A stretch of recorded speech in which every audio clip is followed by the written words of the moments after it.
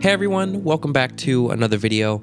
My name is Elijah, and today I wanted to have a little tech review moment of the Pixel 7. This has been my daily smartphone now for a couple of months. I want to say, what, three or 4 months now? And I have absolutely loved this thing. First thing, I'm gonna put my coffee down. I just wanted to have it in the opening segment so I looked cool. It is good coffee though. Anyways, first thing I wanted to talk about with the Pixel 7, probably one of my favorite aspects of the entire device is the design of this thing. I mean, come on. Look at him, he's so cute. This is a very iterative update compared to Pixel 6. I do think the changes they made look great. I personally am a big fan of the aluminum camera bar versus the glass one. I think the way it connects to the side of the phone looks really great.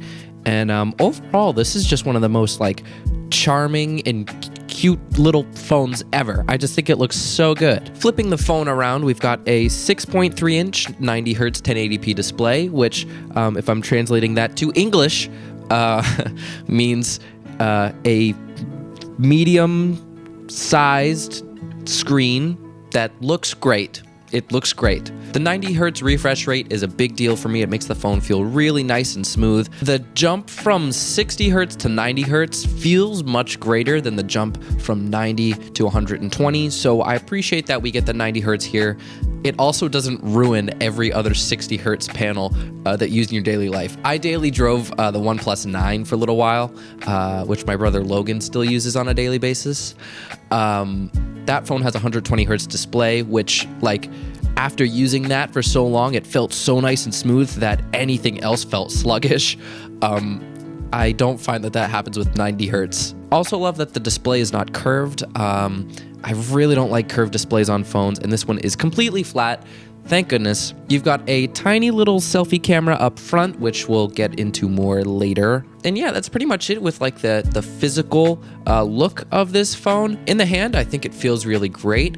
A little bit slippery with the aluminum rails, so if you want to pick up a case or something, might be a good idea. I first got this case from Google. It's just the Google Pixel 7 case. I got it in white, or their gray color, I guess.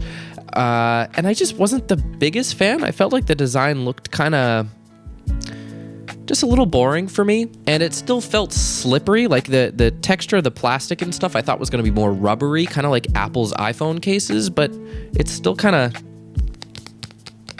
So I switched it out for one of these. And I mean, come on, look at that. This is a case from Casetify. It was not cheap. Casetify charges a lot for their cases, but it does look great on the phone. I don't use the case all the time just because I'm weird. But I think it looks really cute. I love the cats.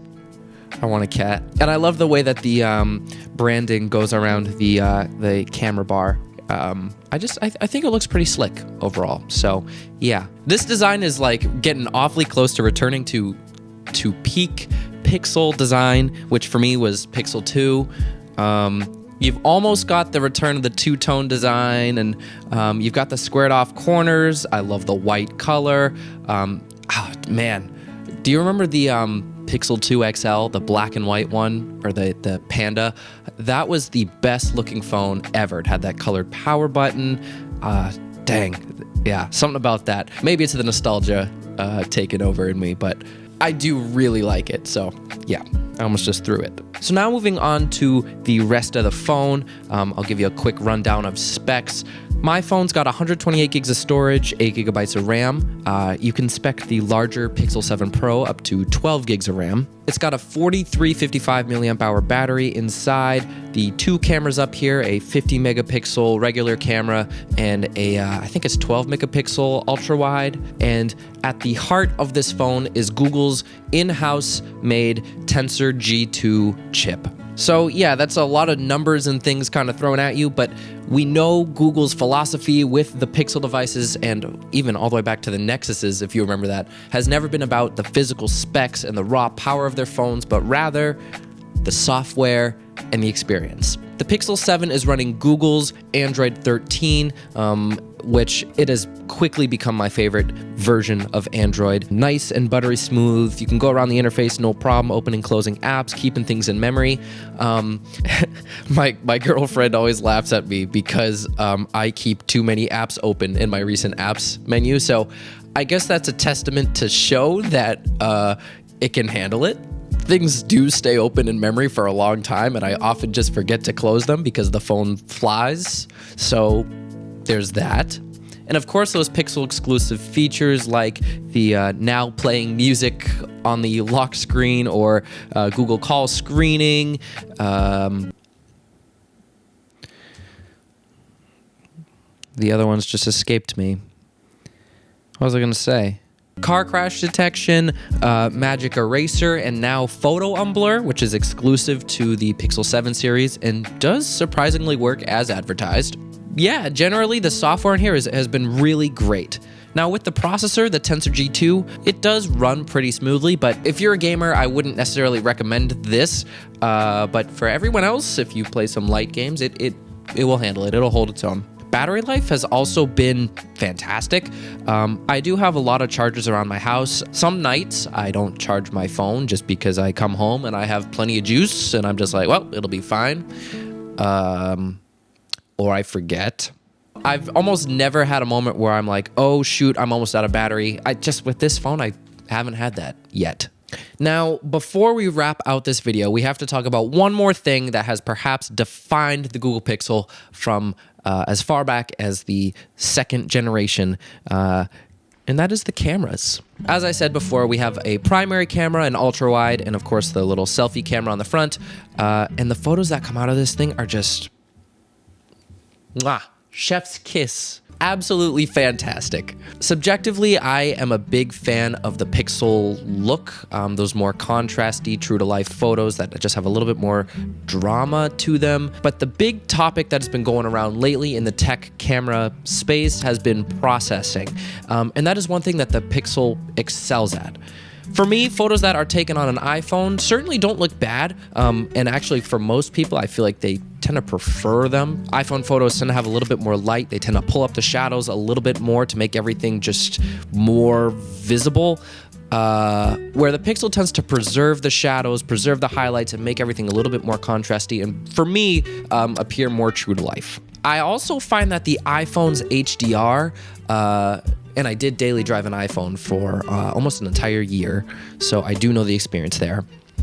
I felt like the HDR on an iPhone just overdoes it just a little bit for my personal taste. I recognize that not everyone will have this problem, but for me, I feel like sometimes photos of people just look a little funky, a little too processed, a little robotic, which is kind of strange.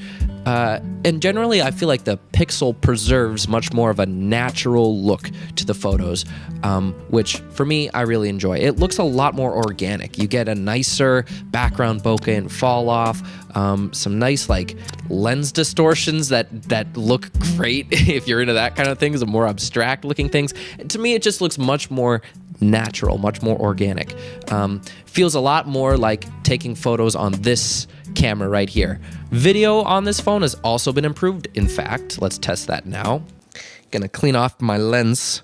That is a huge thing, by the way. Make sure you clean your lenses. A lot of people don't do that as often as they should. Bang, there's the primary camera. And there we are on the Google Pixel 7 primary camera. Generally, I think the video looks great. Here is the onboard microphone. Also sounds pretty good. Not quite to iPhone levels, but still pretty decent. Here's the ultra wide, which I actually really like. Does have a little bit more grain than the primary camera, and not as big of an upgrade as the 7 Pro's ultra wide, which is really nice. This one, still pretty good though. And if I switch to the selfie camera, here we are on the Pixel 7. Also pretty good for video. I've seen better for sure. Again, iPhones are pretty tough to beat with video, but I think it does a pretty great job. My computer fell asleep during that. That's so obnoxious. That's about all I have to say about this. So thank you so much for watching through this little tech review. If you do have any questions about the Pixel 7 or anything else tech related, or you just want to have a little chat, pop a comment down below. I respond to literally every single comment. pop a comment and pop a like while you're at it. And I guess I will see you next week. Peace. Wow, that was a gangster one. It's like an old-timey. Anyways.